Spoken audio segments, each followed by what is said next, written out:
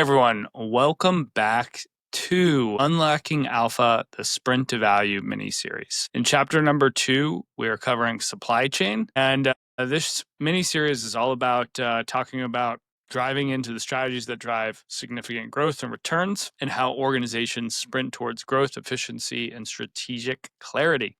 This series is built around the 14-chapter guide from Cohn Resnick, a tactical field manual that provides a step-by-step approach for how private equity firms accelerate performance from day one acquisitions. However, I want to make sure folks know this isn't solely for deal makers. Whether you're in the mid-market as an operations individual leading an enterprise initiative or scaling a startup, these chapters unpack levers anyone can pull to unlock value. Each episode offers one chapter, one core idea, and practical takeaways, all tied back to technology, execution, and what matters on the ground. So before I jump into the show, I want to remind you that this mini series sits on LinkedIn within my digital deep dive show newsletter. You can check it out on Apple Podcasts, Spotify, and over at YouTube through the digital deep dive show channel. You can follow along with me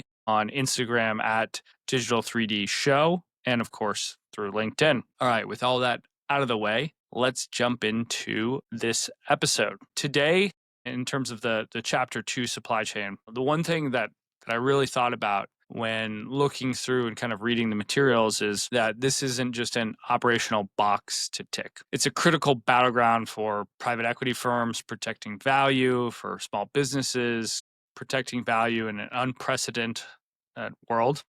Weak links here can erase EBITDA gains overnight, but when you get it right, supply chain resilience becomes a competitive advantage that compounds across your entire portfolio. Recently, we've all seen the headlines: global conflicts, pandemics, freight spikes, tariffs, you name it. I've been in the room when portfolio companies' single source suppliers went dark, and with zero backup plans in place, they were really in trouble.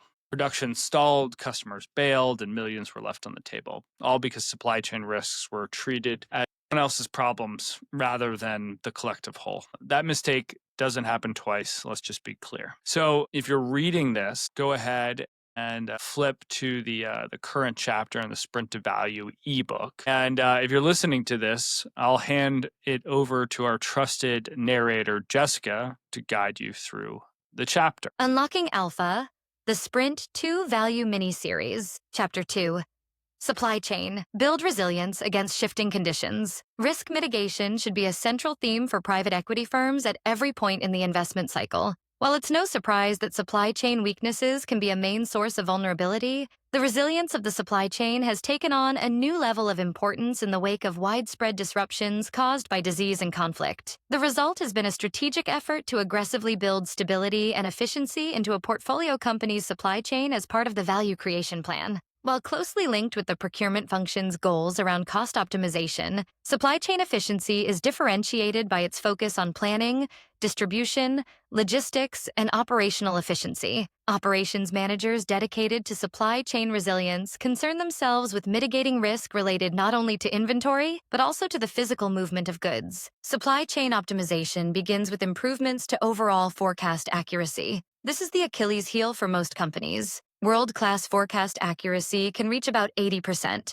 but the benchmark is typically a 50 to 60% accuracy rate. Improving forecast accuracy can automatically smooth out an entire supply chain and avoid a bullwhip effect, where a minor change at one end of the process becomes exponentially larger by the time the impact is felt at the opposite end of the chain. It can take at least 2 to 3 quarters to recognize any meaningful impact of a change to supply chain processes. Once confidence is established in the forecasts, companies should work from those baselines to plan for a range of acceptable performance, so that they are prepared for any fluctuations in market conditions. Especially important in today's unpredictable environment. Whether delivering goods or services as their product, it's a unique and ever-changing balancing act to determine what investment in product inputs is sufficient to satisfy projected demand and also not too much. This step is key to the ultimate goal of building resilience in a company's supply chain. Within the bigger picture, PE firms should strive to analyze and strengthen each distinct aspect of the supply chain, closely examining each link, creating or revising business continuity plans for all key inputs, and working to alleviate potential disruption can produce significant EBITDA, growth and value creation upon exit. Examples: warehouse locations. Strategic placement is critical to ensure continuity and minimize risk. Freight optimization. Analyze opportunities to consolidate shipments and partner with suppliers for efficient logistics. Supply chain redundancy. Ensure backup suppliers and business continuity plans are in place. Vendor managed inventory. VMI. Improve inventory coverage while enhancing working capital performance. Coordinating a portfolio company's supply base footprint with its production and distribution footprint can unlock substantial value through total cost of ownership, TCO analysis, taking into account factors such as supplier lead times and order to delivery, OTD, timing tied to the various network design alternatives available. Looking for alternative sources of supply or localizing manufacturing and distribution to shorten shipping times are among the many avenues PE firms can take to optimize supply chains and create long-term value. Thanks for tuning into this episode of the Unlocking Alpha, the Sprint to Value miniseries. Now, back to you, Reed. All right, coming back from our trusted narrator, Jessica, I'll jump into sort of like my assessment, if you will, or sort of my analysis and 2 cents from the chapter. So Code Resnick's framework makes it clear. Building resilience starts with forecasting accuracy. World-class companies hit 80% forecast accuracy, but most, however, are at 50 to 60%. That gap could make or break your ability to keep products flowing without bloated inventory or stockouts that kill sales momentum. But forecasting alone won't bulletproof you, right? Strategic warehouse placements reduce risks and keeps goods moving when the unexpected hits. Freight optimization, consolidation shipments, and partnering smartly squeezes costs and timeouts on the supply chain. Supply chain redundancy, credible backup suppliers, and real business continuity plans means you don't scramble when plan A goes sideways. One often overlooked lever is vendor management, and sometimes this is referred to as VMI. Done right, VMI expands inventory coverage, bloating without bloating working capital, and is a smart way to protect levels and cash flow at the same time.